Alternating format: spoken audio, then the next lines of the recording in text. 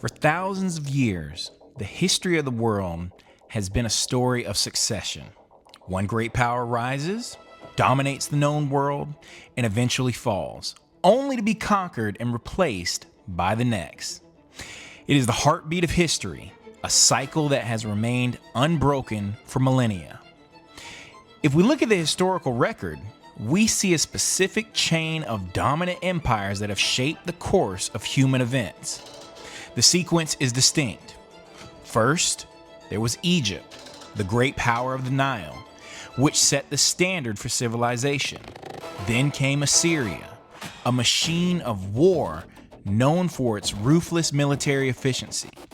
Next was Babylon, the golden city of ancient wonder and absolute authority. They were conquered by Medo-Persia, the massive empire of the East that standardized administration. Then came Greece with its swift conquest and cultural dominance under Alexander the Great. And finally, the iron grip of Rome, which crushed everything in its path and laid the foundations of the Western world. But after Rome, the pattern shifted. The world didn't just cycle to another singular conqueror immediately.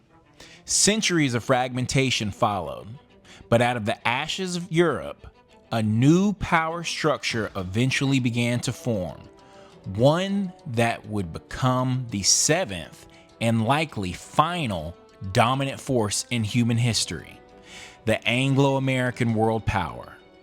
In this video, we're going to explore why this specific alliance between the United States and Great Britain is different from everything that came before.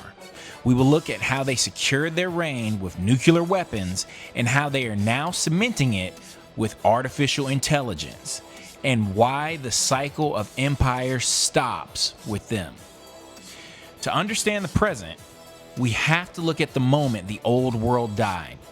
The transition from the Roman era to the modern day wasn't a straight line, but by the 20th century, the picture became clear.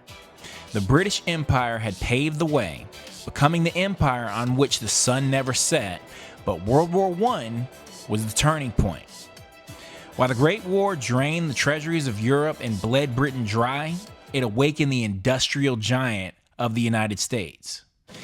But here's where history deviated from the pattern. See, usually, the rising power destroys the declining one. Babylon destroyed Assyria, Rome destroyed Greece. But the United States did not destroy Great Britain. They merged with it. Through the crisis of two world wars, they formed a unique, special relationship. It became a dual world power. Britain provided the historical framework, the intelligence networks, and the strategic bases, and America provided the overwhelming economic and military might. By 1945, this Anglo-American alliance stood alone at the top of the world, and to ensure no one could ever conquer them the way they conquered others, they unveiled a weapon that changed the rules of the game forever. For the last 80 years, the dominance of this power has been secured by the atomic bomb. This was the very first human-ending technology. The use of nuclear weapons on Japan sent a message that has echoed throughout history. This power possesses the ultimate violence and is willing to use it. This created a deadlock because in the ancient world, if a rival nation like Carthage or Persia wanted to take over, they raised an army and marched on the capital. Today, that is impossible. No other nation, not the Soviet Union in the past, nor China today, can overthrow the Anglo-American world order through direct war without triggering mutually assured destruction. This reality forced the world into an era of proxy wars. Conflicts in Korea, Vietnam, the Middle East, and Ukraine are violent, yes, but they are limited. They are fought on the periphery because the center cannot be touched. The Anglo-American world power has effectively frozen the board of military conquest. But today, we're witnessing the arrival of the second human-ending breakthrough, one that the United States is currently leading the race to control. It's AI, artificial intelligence. Just as the atomic bomb allowed the West to dominate the physical world, AI is the tool to dominate the digital and cognitive world. This is the most significant technological shift since 1945.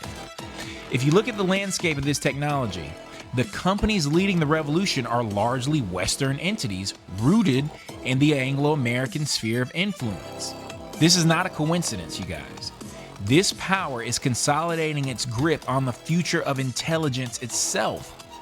This creates a double lock on their position. Other nations know that the Anglo-American world power possesses the ultimate physical weapon in its nuclear arsenal, and it is rapidly developing the ultimate digital weapon through superintelligence. This effectively freezes the cycle of history.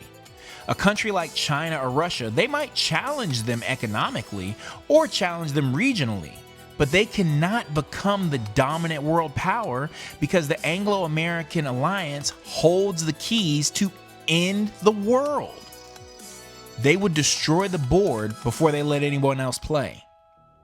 However, being the last power doesn't mean being an eternal power, because there's a paradox at the heart of this empire.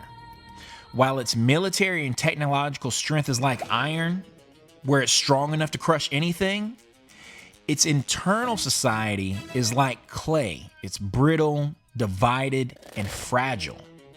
We see this every day. The Anglo-American power is not a monolithic dictatorship like Babylon or Rome or Germany during World War II. The Anglo-American world power is a democracy subject to the will of the people, and those people are increasingly divided. We see the polarization. We see the civil unrest. We see the lack of unity that makes the government inefficient. It is a system constantly fighting against itself. They have the power to destroy the planet, but they struggle to pass a budget. They have the most advanced AI in history, but their society is fracturing socially and politically. This combination of iron strength and clay fragility, it means that they cannot hold together forever. But, and this is the key to understanding our future, they are too strong to be conquered from the outside. So now, where does that leave us? If the cycle of history has effectively stopped, if no human nation can conquer the Anglo-American world power because of their nuclear and AI supremacy, then how does the story end? The geopolitical reality suggests that this power structure will not be replaced by another human successor, by some other country. There will be no eighth empire of man to follow this seventh one, simply because the mechanisms of war have become too destructive to allow for a traditional conquest. The Anglo-American alliance will likely remain the dominant force until the very end of the world of society as we know it. They will hold on to power until that clock runs out.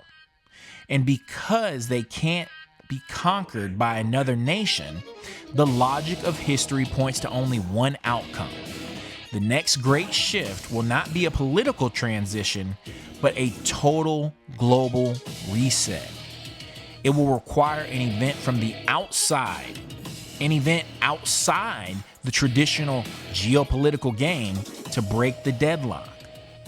The cycle of power that has rested on certain countries, certain empires, the cycle of Egypt, Assyria, Babylon, Medo-Persia, Greece, Rome, and now the Anglo-American world power is complete. We're just simply living in the final days of the last one. Hey, I hope that was pretty interesting to you all. Thanks for watching. Go ahead and like, comment, subscribe. Let me know your thoughts. Let me know if you think I'm wrong. I'm just telling you what I see. Nuclear weapons, AI. No, this is going to take some sort of catastrophic event from the outside for this to end. But hey, let me know your thoughts. Y'all have a good one. Bye-bye.